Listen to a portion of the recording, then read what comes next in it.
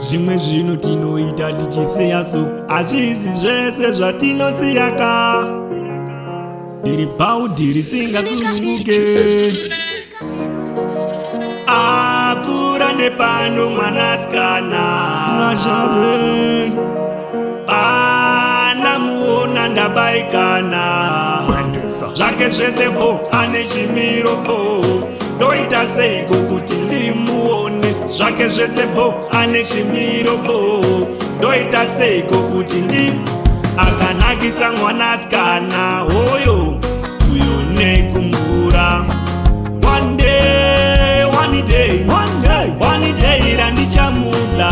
One day, one day, one day, one day, one day randichamuza. Mwana ndomda, mwana ndomda. Mwana yoyu ndomda, ndoshaya ndingamuudza seiko. Angaibvuma here nyaya yangu, problem ndinonyara.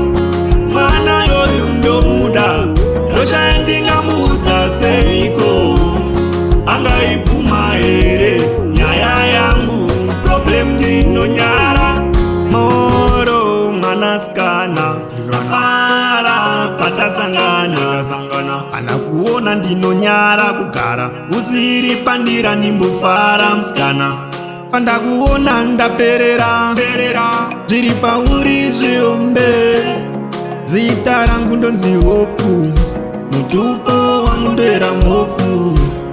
Mwana yoyu ndomuda, ndoshaya ndingamuudza seiko. Angaibvuma here nyaya yangu, problem ndinonyara. Mwana yoyu ndomuda, ndoshaya ndingamuudza seiko.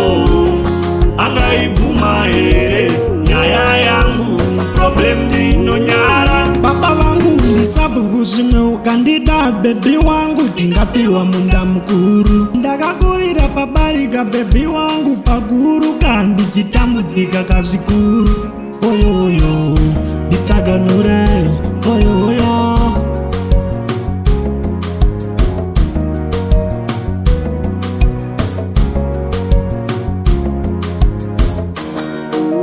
Apfuura nepano mwanasikana. Anamuona ndabaikana. Zvake zvese bo ane chimiro bo.